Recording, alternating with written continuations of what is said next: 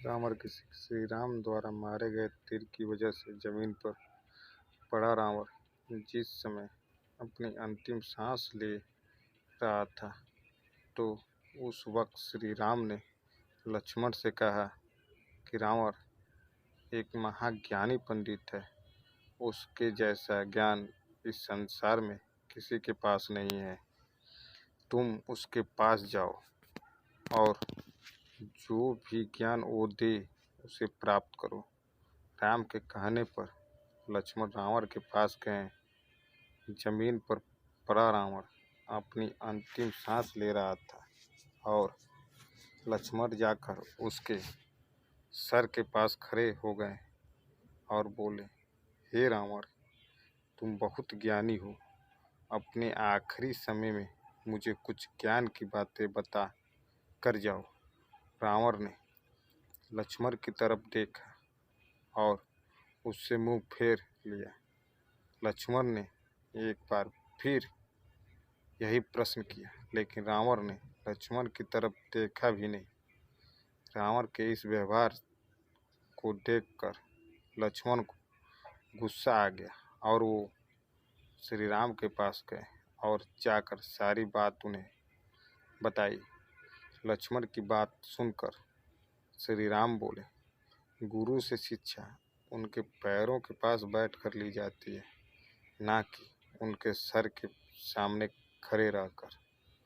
राम की बात सुनकर लक्ष्मण रावण के पैरों के पास बैठ गए, जिसके बाद रावण ने उन्हें ज्ञान की वो 3 बातें बताई, जो सिर्फ लक्ष्मण के लिए ही नहीं बल्कि आज भी हम सभी के लिए जानना बहुत ज़रूरी है। पहली बात जो रावण ने लक्ष्मण को बताई, किसी भी शुभ काम को करने में कभी देरी नहीं करनी चाहिए।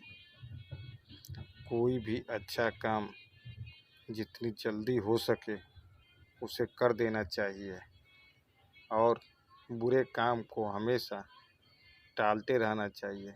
दूसरी बात जो रावण ने लक्ष्मण को बताई, अपने शत्रु या प्रतिद्वंदी को कभी भी कमज़ोर नहीं समझना चाहिए। तीसरी बात जो रावण ने लक्ष्मण को बताई, अपने जीवन की ऐसी गुप्त बातें जिससे आपको भविष्य में परेशानी हो, वो बातें कभी किसी को नहीं बतानी चाहिए, फिर चाहे वो अपना भाई ही क्यों ना हो। दोस्तों, यह 3 ज्ञान की बातें आज भी हम सभी के लिए बहुत ज़रूरी है। हमें अच्छे और सही कर्म को करने में कभी भी देरी नहीं करनी चाहिए और बुरा तो कभी करना ही नहीं चाहिए।